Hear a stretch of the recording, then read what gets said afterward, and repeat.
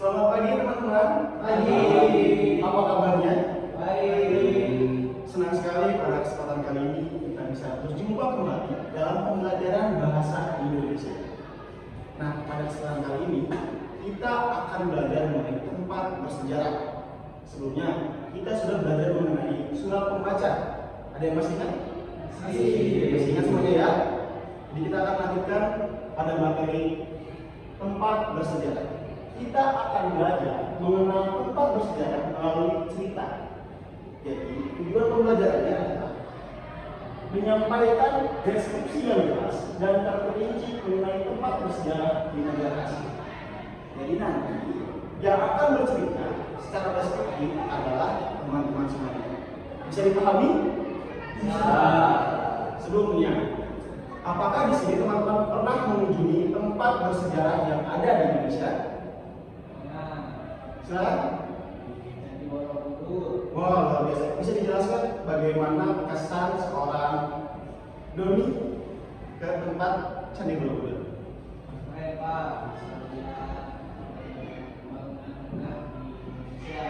Luar biasa. Sekarang kita akan mengenal lebih jauh mengenai tempat bersejarah yang ada di Indonesia. Kita akan mengenal lebih banyak lagi tempat-tempat bersejarah yang ada di Indonesia selain Candi Borobudur yang sudah disebutkan oleh Doni tadi. Kita lihat sini. Indonesia memiliki beragam macam tempat bersejarah. Di sini tertera Indonesia memiliki 442 museum, memiliki ribuan situs cagar budaya, monumen dan bangunan bersejarah. Salah satunya diantaranya ada Candi Borobudur di Jawa Tengah. Candi Borobudur ini menjadi tempat bersejarah bagi umat Buddha, dibangun pada abad 8 Masehi pada zaman Sailendra.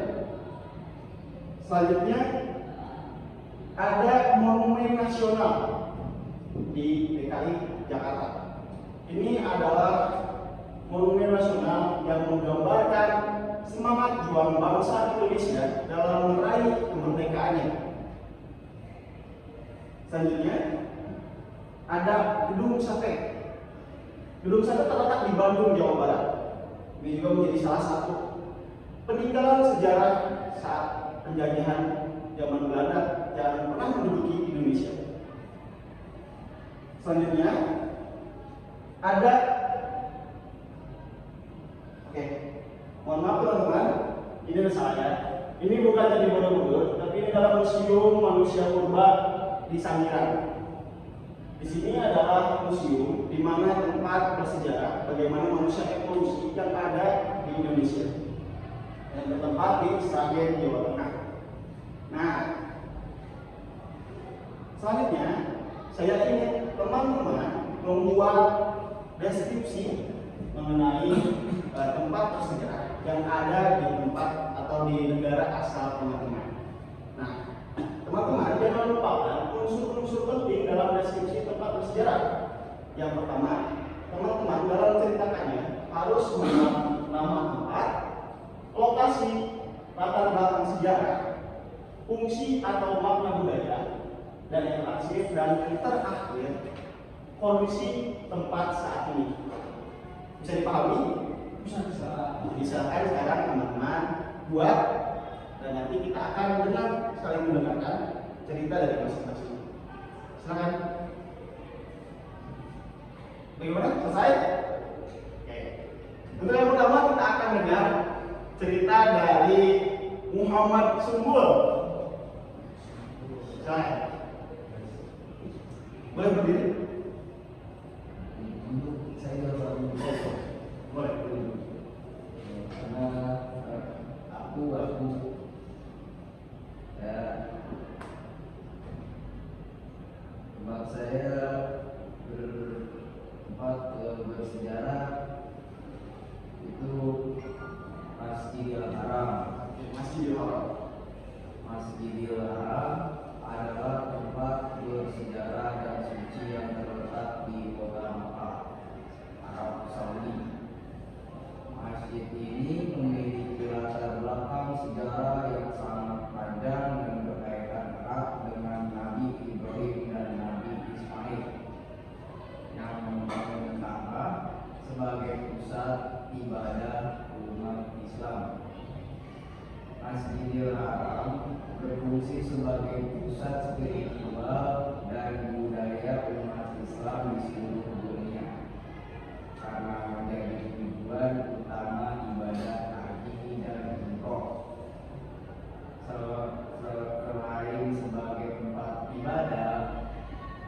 Masjidil Haram juga memiliki makna simbolis sebagai lambang persatuan umat Islam. Saat ini Masjidil Haram berada dalam kondisi sangat terawat dan terus mengalami perluasan serta modernisasi untuk menampung jutaan jemaah dari berbagai negara. Oke. Terima kasih Muhammad Simbol. Berikan apresiasinya. Selanjutnya ada lagi teman-teman yang ingin bercerita. Silakan. Ini dari Rizko Milan. Baik, di negara saya di Jerman ada situs bersejarah yang namanya Memorial Kampung Berlin. Oke. Baik. Terletak di kota Bernau Westfalen di Berlin, tepatnya di Jerman. Tempat ini dibangun untuk mengenang Kampung Berlin yang pada masa perang ini memisahkan antara Berlin Timur dan Berlin Barat sejak tahun 1991 hingga tahun 1989. Sebenarnya Kampung Berlin menjadi simbol perlawanan dari pemisahan ideologi politik dan pembatasan kebebasan masyarakat Jerman pada masa itu. Jadi Memorial Kampung Berlin ini berfungsi sebagai tempat refleksi sejarah, tempat mengingat para pahlawan revolusioner, dan sebagai penghormatan bagi korban yang terdampak oleh peristiwa tersebut. Saat ini Memorial Kampung Berlin dirawat dengan sangat baik dan terbuka sebagai ruang sejarah dan sebagai ruang pendidikan. Kampung Berlin sekarang dilengkapi dengan museum terbuka, dokumentasi serta sisa-sisa tembok dari zaman dulu. Terima kasih. Kita berikan apresiasi untuk Rizko Milan menceritakan tembok Berlin yang begitu terkenal dengan sejarahnya. Selanjutnya silakan, ada yang ingin kembali menyampaikan? Silakan dari Kida Pinsi. Dibangun pada tahun 1889 oleh Yusuf Ivo sebagai bagian dari pameran dunia untuk memperingati 100 tahun revolusi Jepang. Pada awalnya, menara ini mulai dengan kecil, tapi kemudian menjadi simbol kemajuan teknologi dan kebanggaan nasional Jepang.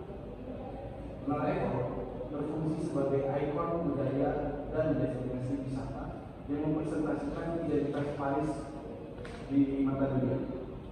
Saat ini, Menara Eiffel berada dalam kondisi sangat rawan dan menjadi salah satu objek wisata paling banyak dikunjungi. Baik, terima kasih Kida Pinsi. Berikan apresiasi. Apakah ada yang ingin kembali menyampaikan? Silakan. Kita akan dengarkan teman-teman semuanya dari Jalongsi. Ya, kita akan ada dari Jalongsi. Aeropusaksi adalah salah satu tempat bersejarah paling terkenal di dunia yang terletak di bagian utara Tiongkok. Tembok ini mulai dibangun sejak abad ketiga sebelum Masehi. Pada masa dinasti Qin dan dilanjutkan oleh beberapa dinasti berikut sebagai sistem pertahanan dari serangan musuh.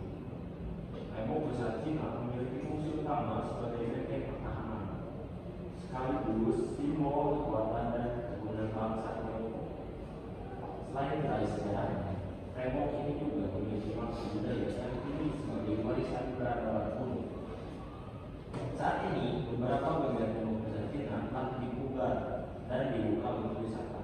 Sementara bagian lainnya dibiarkan dalam kondisi alami sebagai peninggalan sejarah yang dilindungi. Terima kasih kembali untuk Rizal. Baik teman-teman semuanya, kita sudah saling mendengarkan deskripsi dari masing-masing tempat bersejarah yang ada di negara asal. Sampai di sini, apakah ada yang ingin memberikan kesimpulan dari hasil belajar kita kali ini?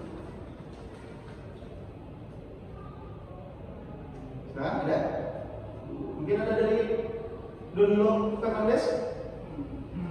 Mungkin Nah, dalam menyampaikan deskripsi harus jelas dan terperinci agar pendengar memahami dengan baik.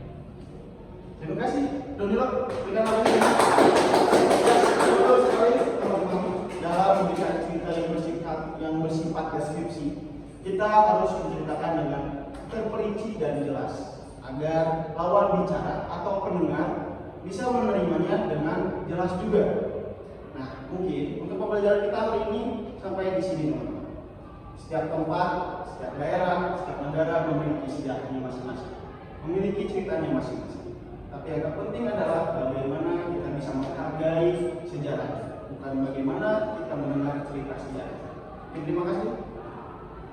Selamat pagi. Selamat pagi.